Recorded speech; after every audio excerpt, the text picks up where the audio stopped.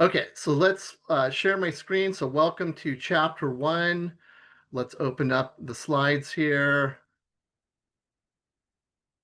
Okay, are you able to see my screen there? Yes. Okay, awesome. So chapter 1, it's kind of an interesting chapter. It's an introductory chapter.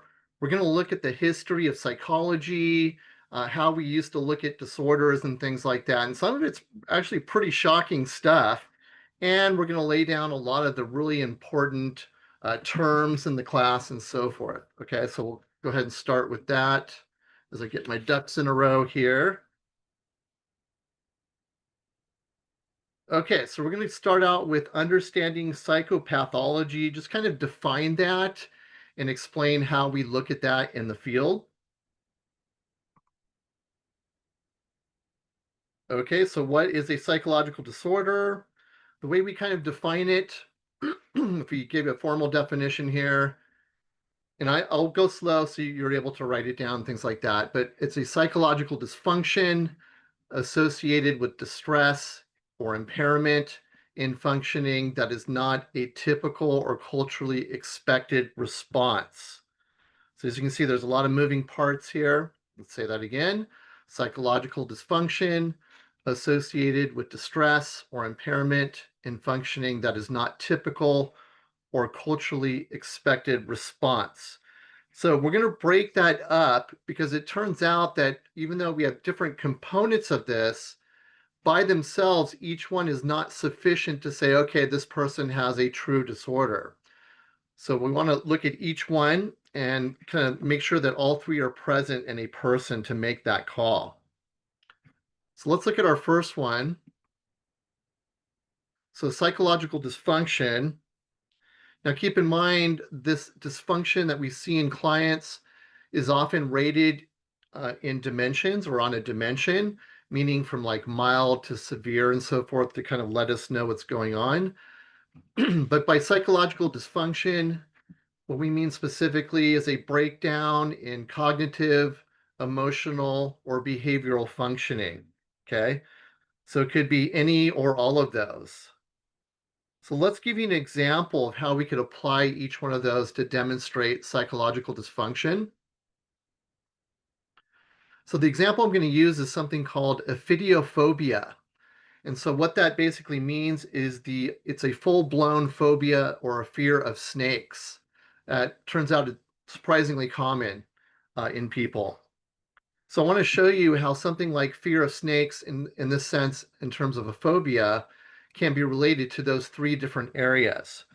So for example, cognitive, if we look at the cognitive functioning of the client, someone who has this phobia may be constantly thinking about snakes. So thus cognition, meaning thinking or how they think about things or the world, it may be sort of preoccupy their mind as an example.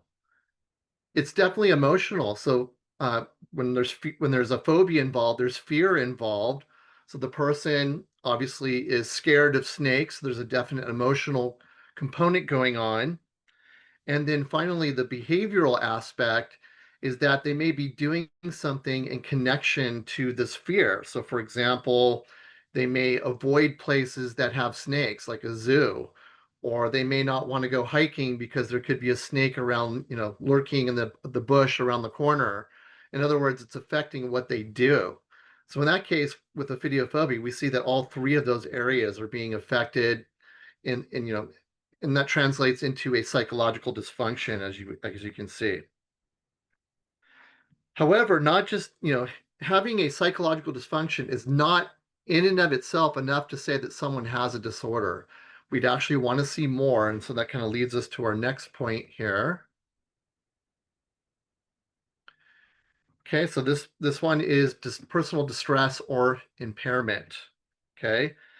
In other words, due to this condition, something is holding them back or preventing them from functioning appropriately. So, for example, because of this condition, they cannot work, they can't hold a job, or they can't meet people, whatever it is, in some way it's causing distress, but it's also impairing them in some way. So, this often occurs when the person is extremely upset, So they're distressed, they're worried about something.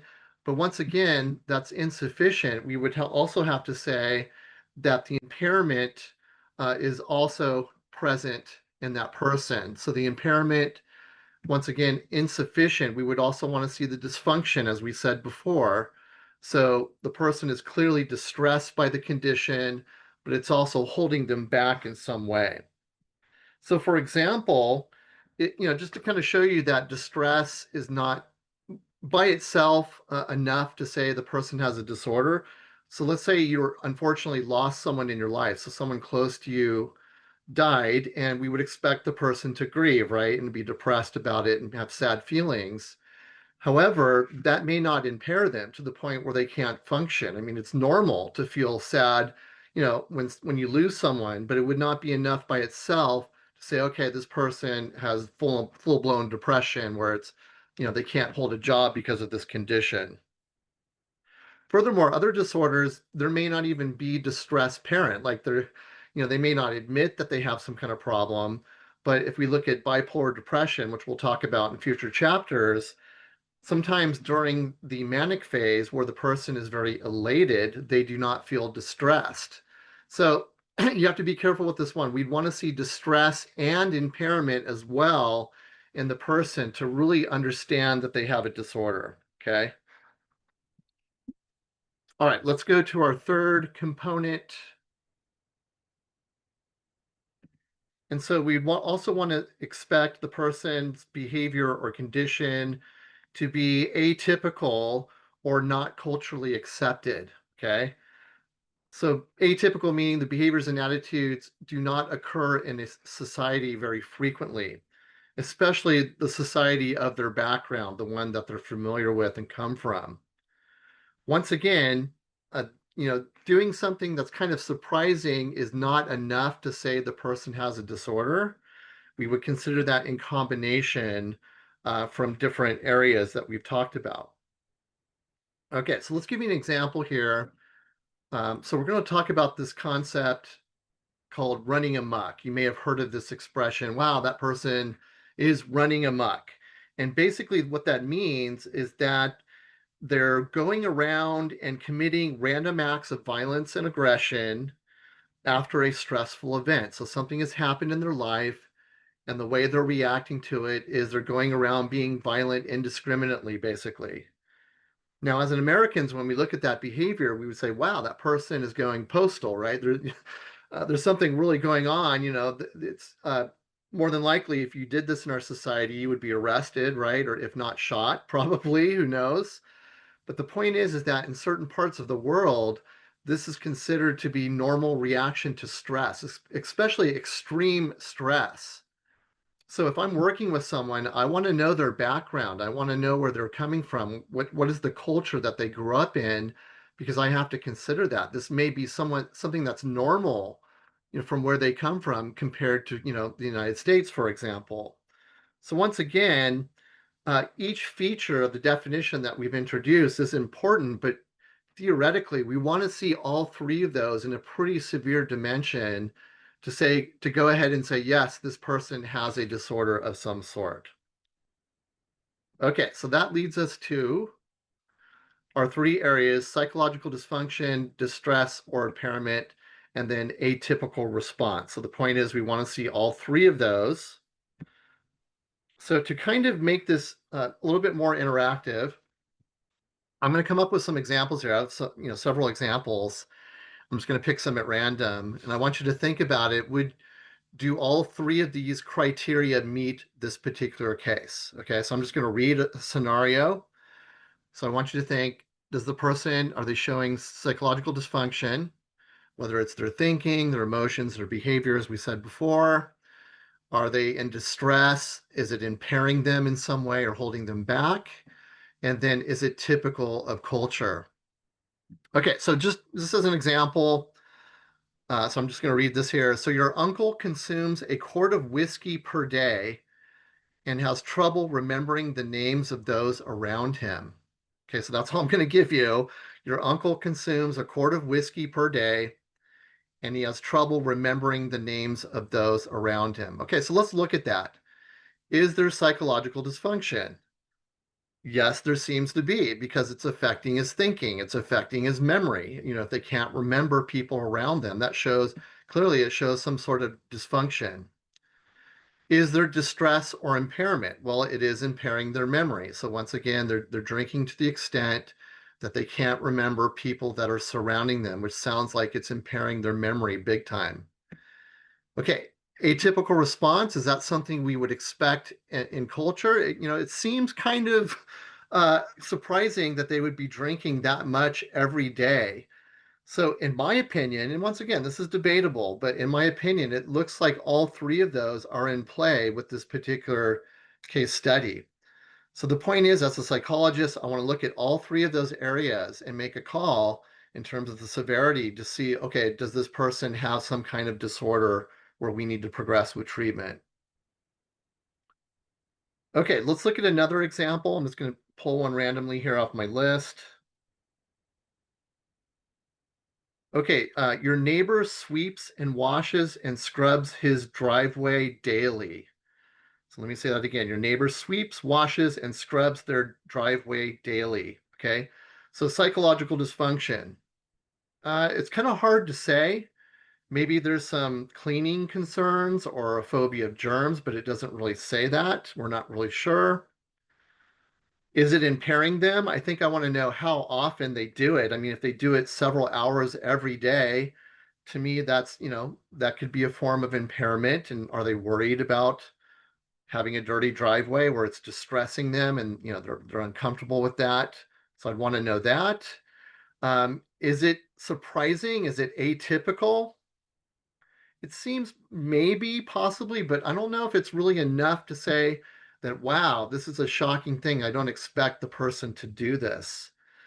So here's a case where it's not really clear exactly if they have a disorder, because some of them seem to be present, you could argue, but the severity is sort of questionable in a sense. So I'm not really sure about that, and that would not be enough, in my opinion, to say yes, they have a disorder. So the point is, as we kind of move on, is that you want to consider these three areas and the severity of those to really kind of make a judgment call. Is this person, do they actually have a disorder where they need treatment? Okay, so let's move on. And so next we go to, sorry guys, it's blocking my view here. So the DSM-5's definition of abnormal, and really it's just building on what we've already said. So the DSM is a manual we're going to refer to the entire semester, and that stands for the Diagnostic Statistical Manual of Mental Disorders. So this is a tool that psychologists use where it lists and inventories every disorder that we know about, including the statistics, what we'd expect of that disorder. But the point is, this is how they actually define abnormality.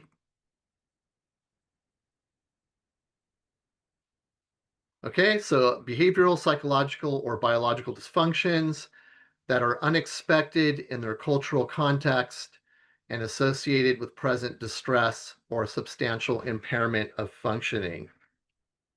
Okay, so once again, it's really just kind of saying what we've already said in the beginning of the lecture, but also notice the distress piece includes things like, suffering or pain or loss of freedom in some way. All of that would be considered in the realm of distress and impairment. So kind of keep that in mind.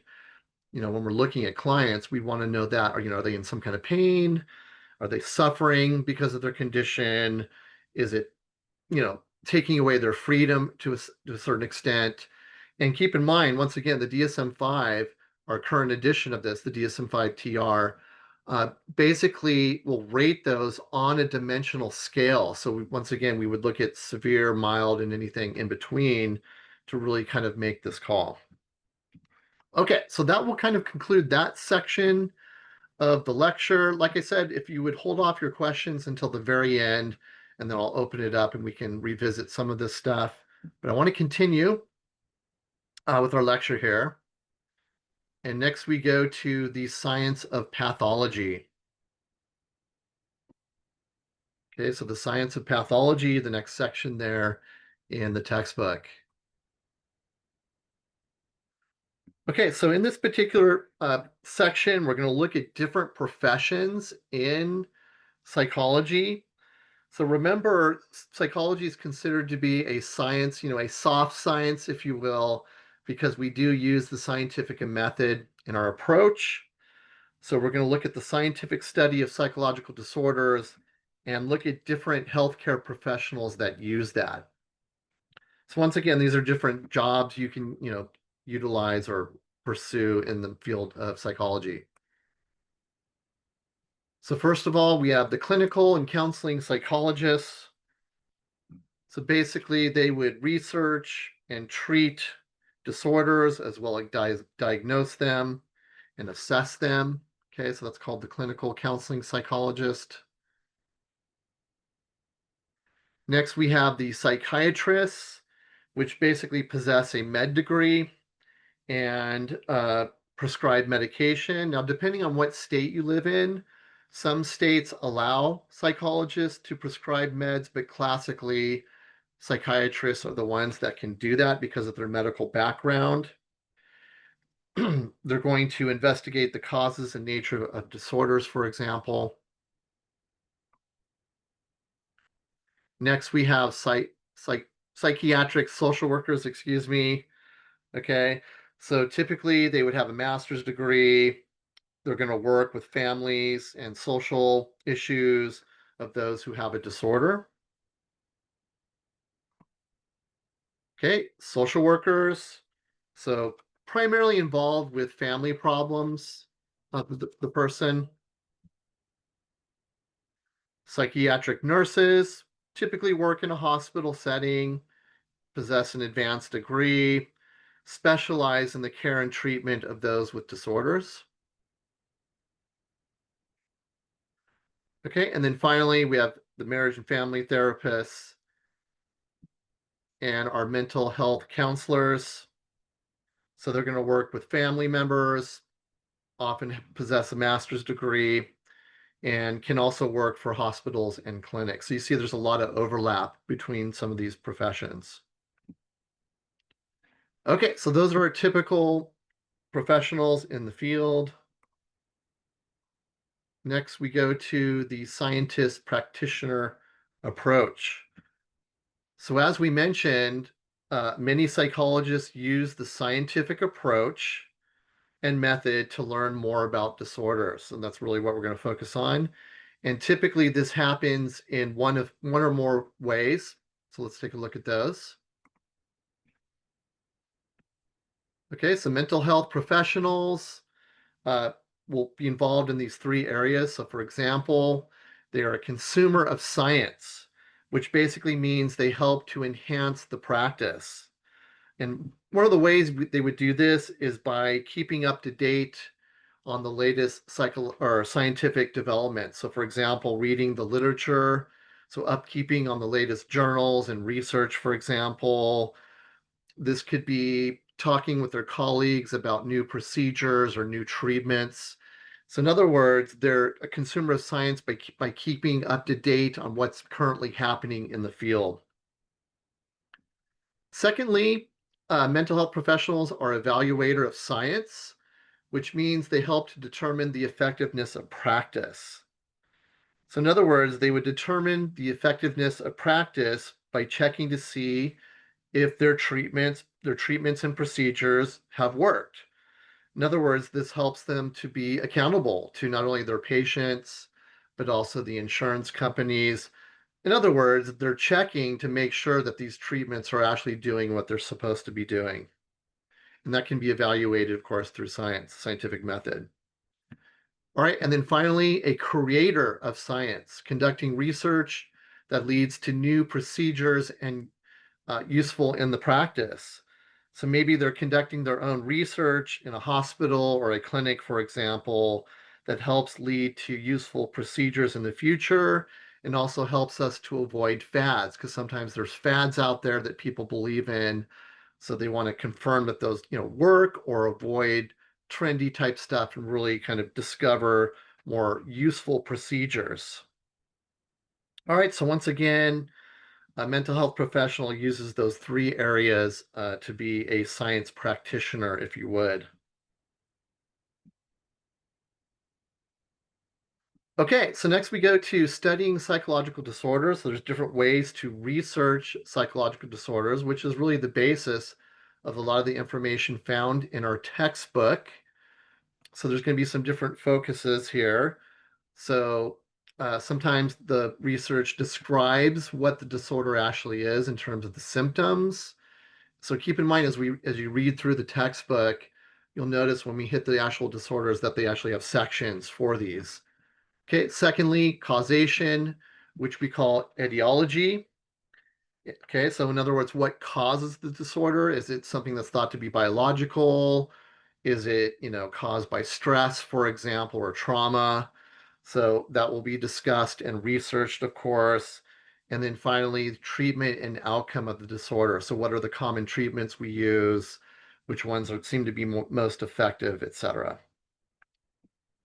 All right. So next, what we're going to do, as we're kind of ripping through this here, is we're going to introduce some terms. So this is a great section for you because we're going to be using these all semester long. Okay. So in the book, the section clinical description of abnormal behavior. So in other words, when you're reading through the DSM, for example, it has bits of information and it uses these terms to relate to different disorders such as bipolar or schizophrenia, for example. So this is, like I said, this is a great section because it's going to introduce you to those terms because we're going to be using them a lot. So let's get into those. All right, so the first one is the presenting problem, as it's termed in the textbook. So this one's a little tricky, but basically it means what is the primary reason the person has come to therapy, right? So what is their major complaint when they walk in the door for that first session and when they're being assessed? What is their presenting problem? Are they having anxiety? Are they depressed about something? So really, it's often first noted in the very beginning sessions of why they're actually in therapy. Now, keep in mind, not everyone seeks therapy, so this can be kind of an issue because maybe they're coming to therapy because someone insists that they do, or the court has ordered them. But in this case, the person is there, they want help, and they're telling you this is exactly why I'm here. Okay, our clinical description. So basically, when we're using this clinical description of a disorder, it's the unique combinations of behaviors, thoughts, and feelings that make up the specific disorder. In other words, it's almost like the symptoms or what we would expect to see in that person who, when they have a disorder that is sort of being considered. Now, note the presenting problem is definitely a part of that because a lot of times they come to therapy as one of the symptoms that's related to the actual condition. This is so important to establish in therapy in those initial sessions because it helps us specify what exactly the problem is. See, a lot of disorders have similar symptoms. Anxiety is a great example of that, where a lot of times the symptoms are almost identical. So it's really important to kind of understand exactly what the description is of the disorder to help get a good diagnosis, proper, reliable, consistent diagnosis, because there is overlap among different disorders. So it's really important because it helps us specify what is different about this disorder compared to, say, similar other disorders that are out there. Okay, prevalence is another term that the book uses a lot, our textbook. And so really the way I want you to think of this one is how common it is in the general population. So each disorder will be given a prevalence statistic. And the way you kind of view that in most cases, depending on what it is how common it is in the population. In other words, how many people in the population would be expected to have this disorder? A lot of times it's represented in 100 people of our society. So, for example, if our prevalence of, say, schizophrenia is 1%, that basically means 1 in 100 people would be expected to have schizophrenia, which showing it's relatively rare in the population. So prevalence, it's often looked at as a percentage of the population that is expected to have the disorder. So that lets the psychologist know, okay, is it a common disorder? Is it rare? Because some of them are extremely rare. And so if it has a very low prevalence, more than likely the person does not have it. It depends, obviously. So the prevalence just lets us know, how common the disorder is. All right, incidence is our next term.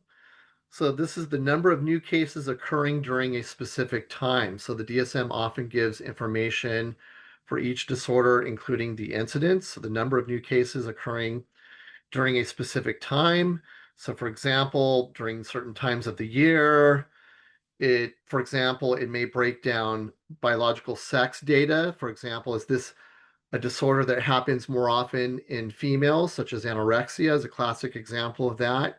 Or is it something that's more, male prone, depending on the case? Or, could be equal, 50-50, depending on the case. It also gives us age data. So is this something that we expect in childhood? Is it something that happens typically in old age, like Alzheimer's would be a classic example of that? So we will be talking about that type of data as well. Okay, so next we go to the course of the disorder. So each disorder often is described in terms of the course. In other words, the disorder's individual pattern. So every disorder is a little bit different with this.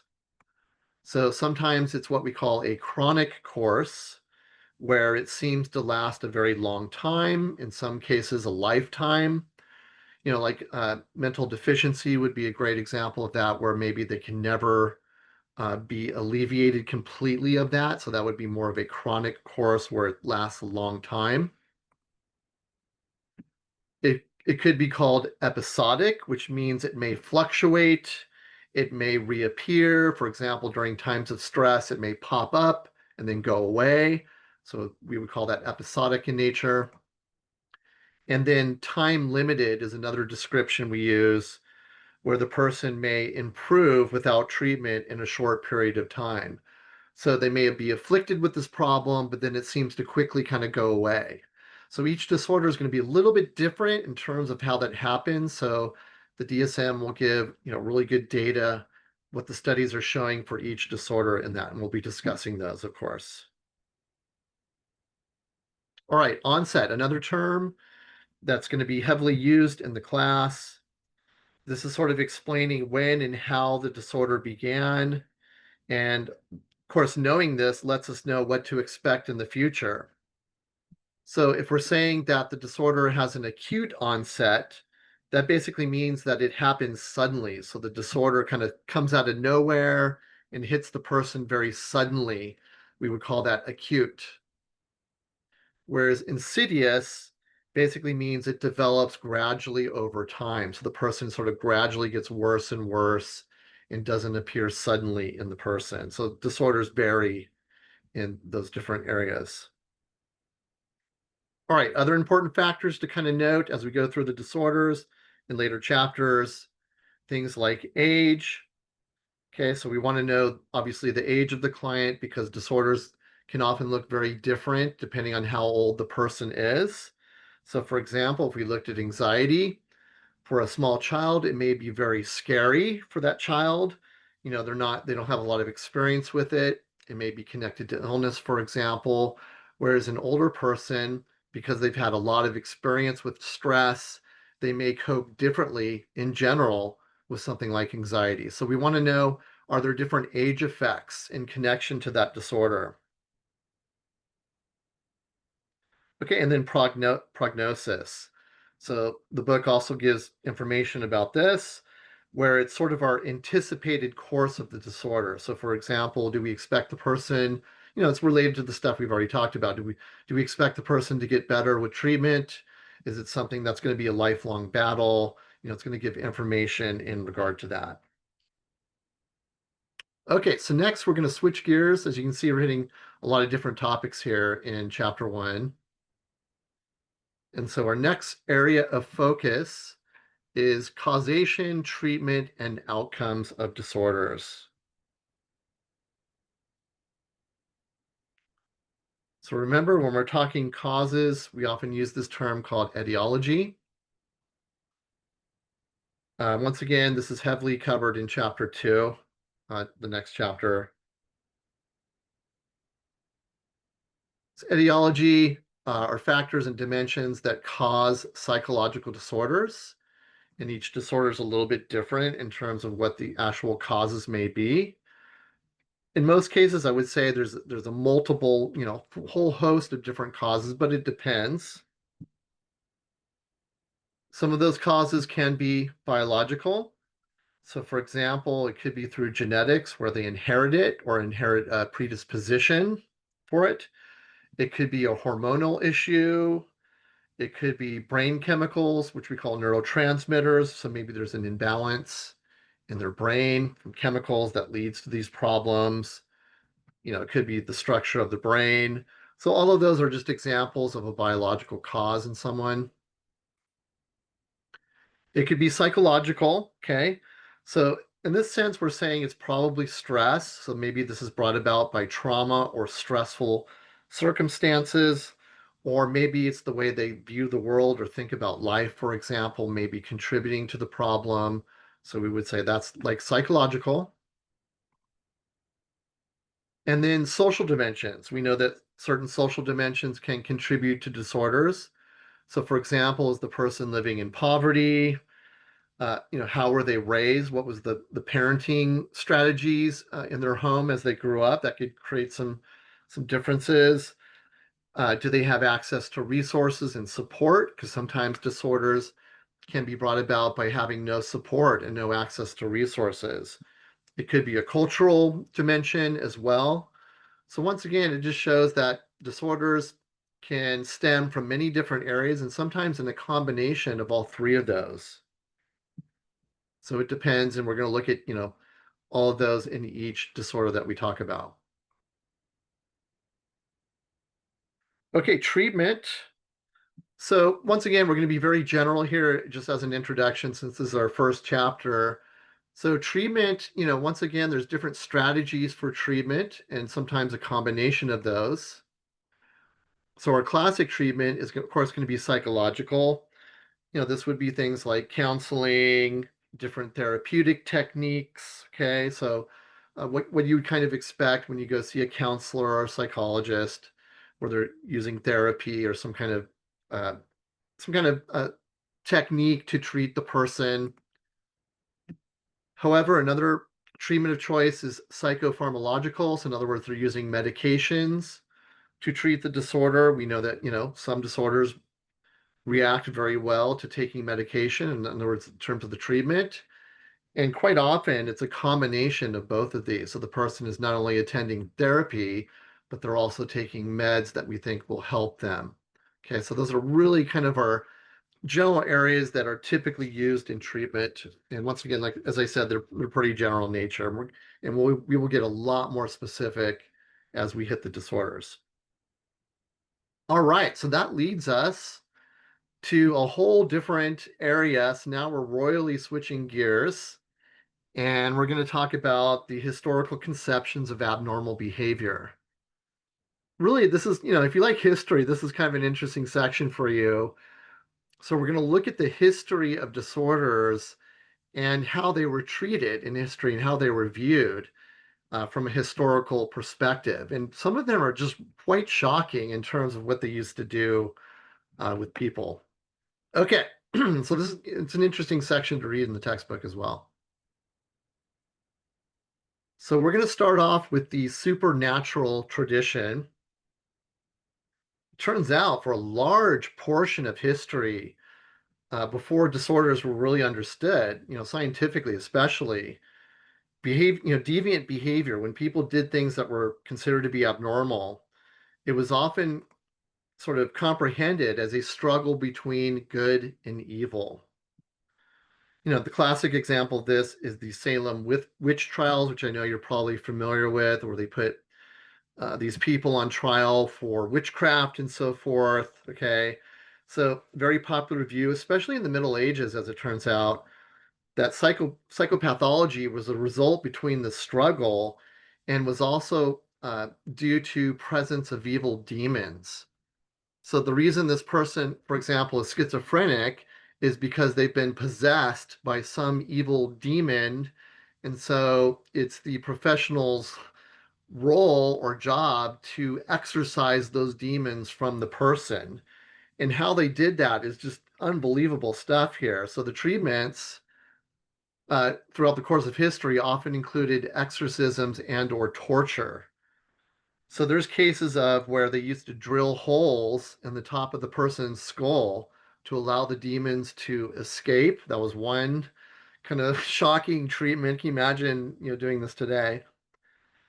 Another thing that the book talks about is that, because it was thought to be a spiritual kind of good and evil struggle, is that during history they would often, so let's say the person is schizophrenic and so they're hearing voices and so they're acting kind of strange and people are seeing that, oh, they're possessed.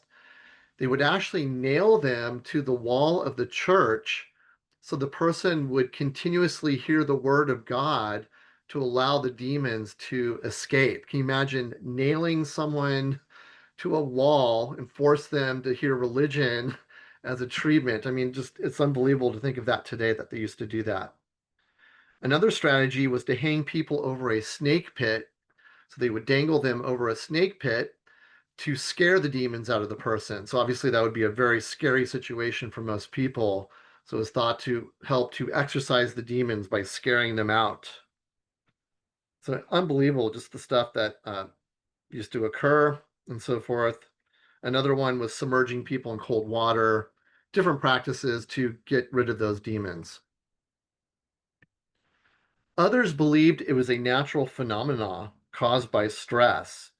So anxiety and depression was often viewed as an illness, which was treated as if it was an illness. Okay. So, it's interesting about this is that when they used to torture people in an effort to release the demons, their rationale or their evidence for this is that at some point the person would admit, yes, I have demons inside me, please let me go. The point is that if you're tortured in a consistent manner, at some point you're probably just going to admit it to get it to stop. So we think that a lot of times people would admit to almost anything under the stress of torture. And so they use that as their rationale that yes, they were possessed because they admitted it. Well, once again, they're doing it obviously as a way to get rid of the torture and cause that to stop. Okay, let's look at some other just historical trends and things that we've noted. And one of them is something called mass hysteria, which is still not completely understood today, by the way. But basically, this one is a large-scale outbreak of bizarre behavior. In other words, for example, and so the book gives the example during the Middle Ages in Europe. It's where groups of people would suddenly be compelled and to run in the streets, to yell, dance, jump around like they were frightened. And it was often referred to as Saint Vitius's dance or Tarantism, excuse me. And those terms, of course, are given in the textbook. Okay. So, in other words, I guess they're saying that it's sort of contagious and spreads through crowds. If someone has a disorder, it's potentially a group social setting or social influence of that. So it's often explained as an emotional contagion. So this is more like how we would kind of look at it today, that sometimes when we're in situations and crowds and it's a very stressful situation and someone's reacting very intensely, it may influence you to act in a similar way.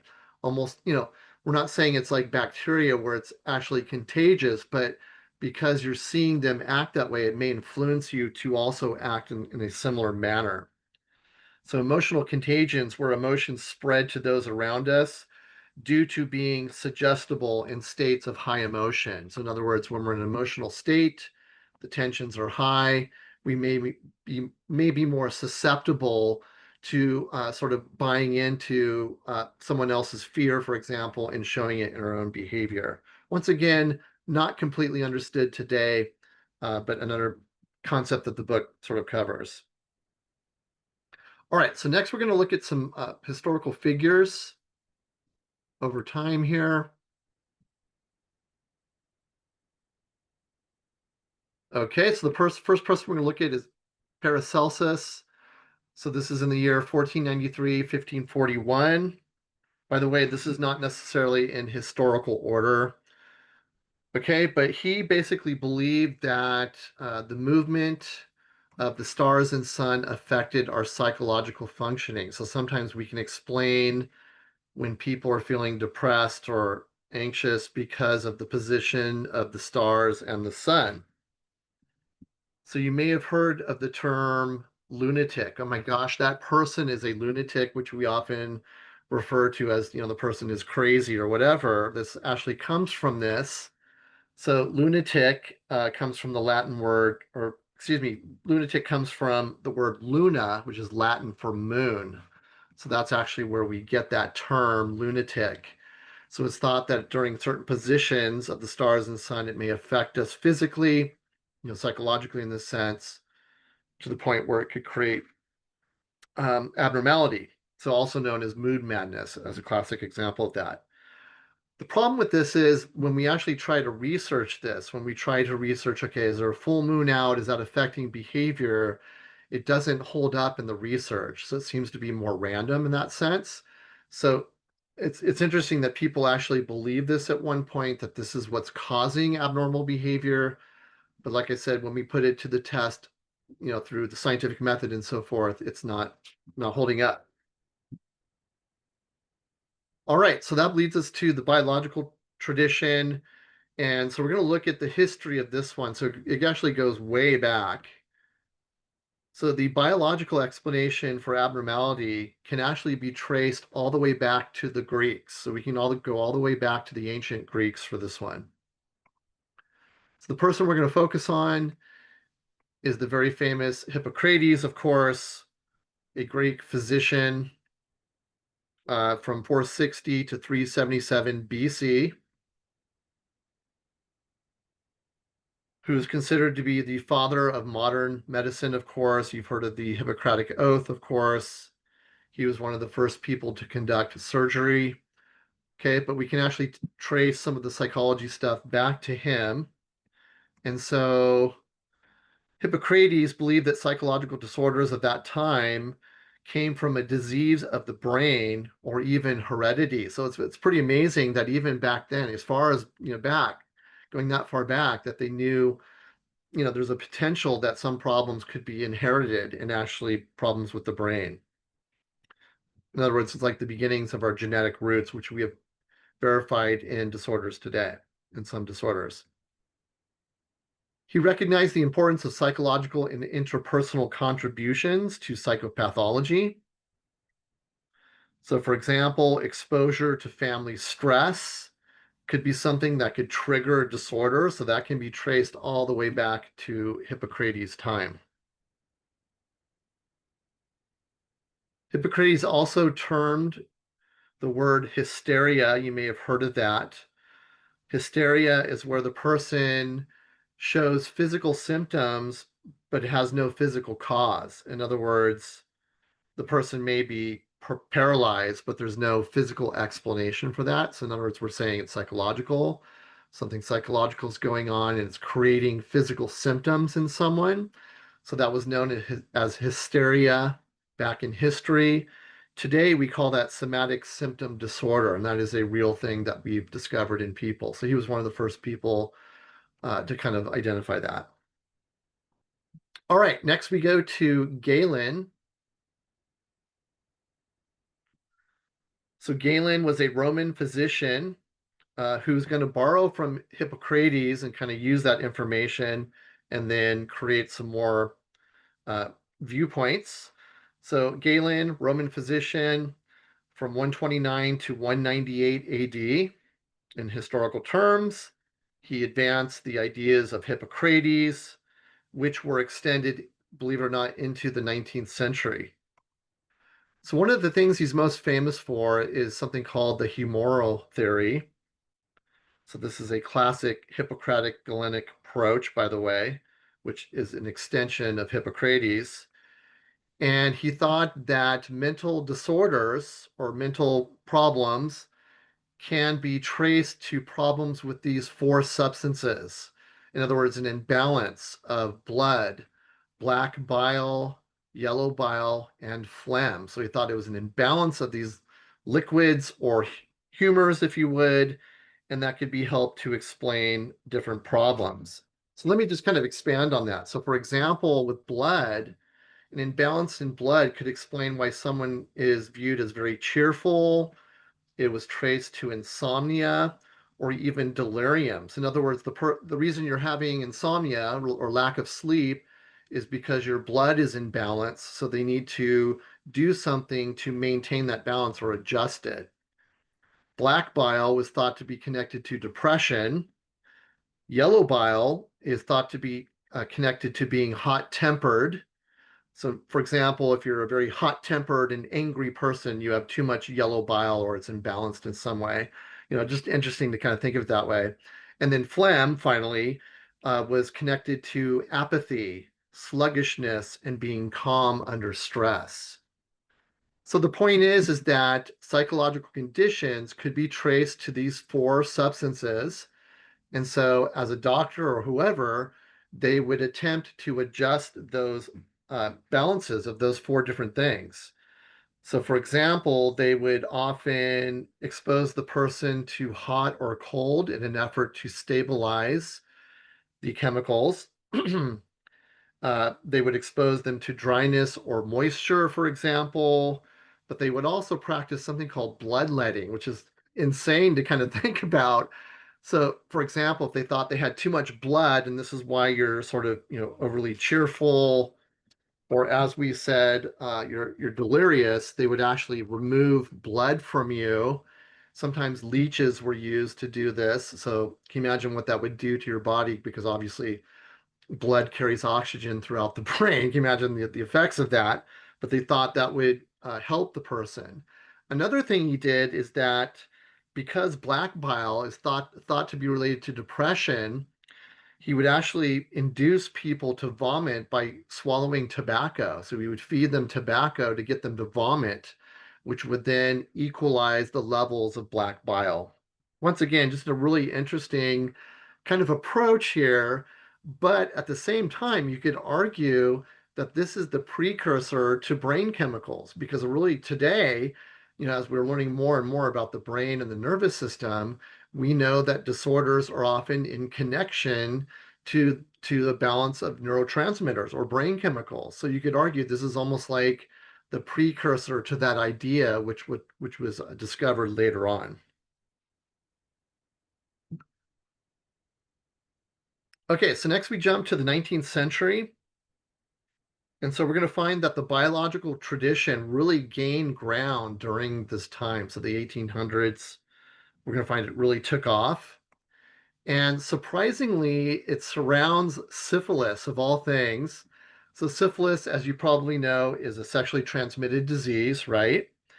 It's caused by a bacteria microorganism which invades the brain. So during the course of that problem, if you were infected with this, it goes to the brain and it produces symptoms that are very similar to schizophrenia. So, for example, delusions of persecution and grandeur, which are often synonymous with certain types of schizophrenia.